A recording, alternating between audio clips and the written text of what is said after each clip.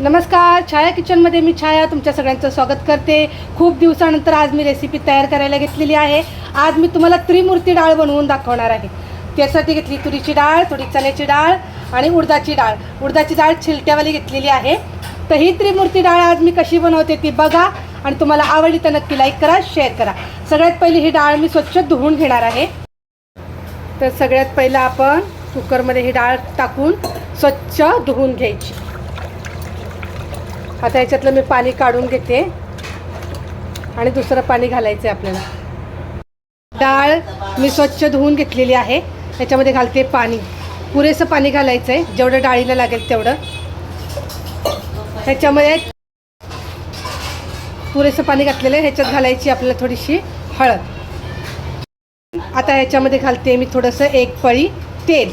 तेल याच्यासाठी घालायचं की डाळ एकदम सॉफ्ट शिजली जाते आणि जेव्हा कुकरच्या शिट्ट्या होतात तेव्हा हे जे पाणी असतं डाळीतलं ते कुकरच्या बाहेर येत नाही, त्यासाठी आपल्याला तेल घालायचं आहे।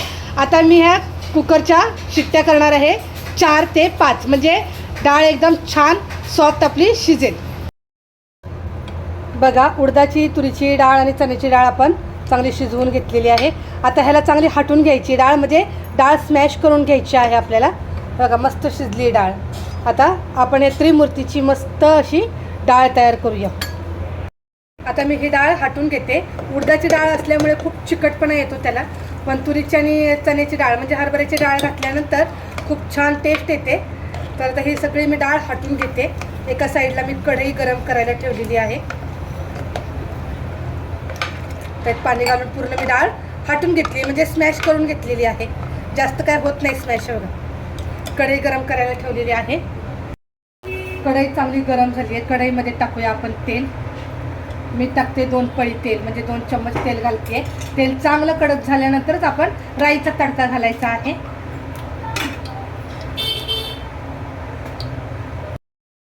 तेल चांगलं कडक झालंय, त्याच्यामध्ये घालूया आपण राई।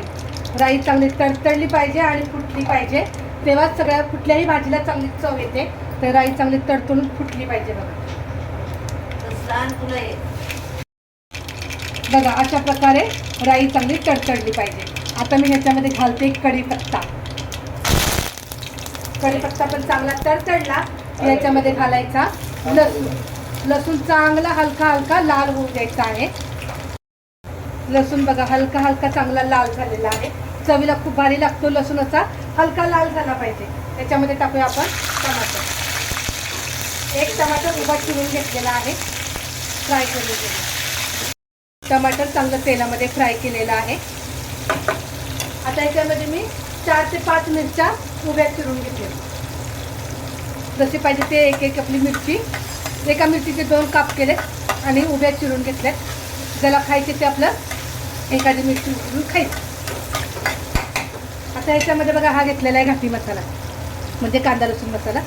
थोडंसं मी जसं तिखट पाहिजे आपल्याला तसं घालायचं, आणि ऑलरेडी आपण डाळीमध्ये हळद घातलेलीच आहे, त्याच्यामुळे हळद घालायची। आता मसाला चांगला फ्राय करून घेऊ।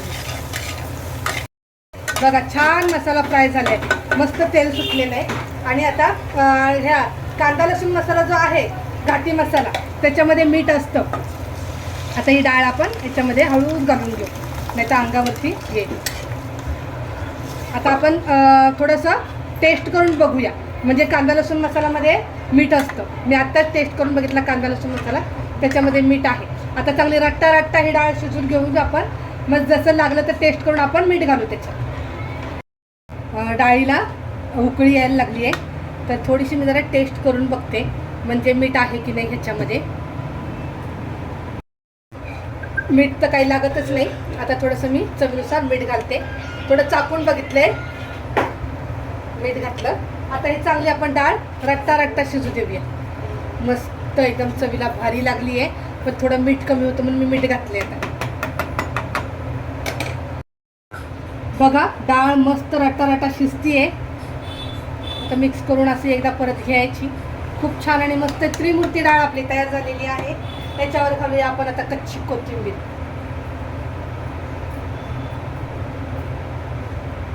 तर अशा प्रकारे ही त्रिमूर्ती डाळ याची रेसिपी तुम्हाला कशी वाटली मला कमेंट बॉक्समध्ये सांगा। चॅनलवर नवीन असाल तर सबस्क्राईब करायला विसरू नका। जय हिंद, जय महाराष्ट्र।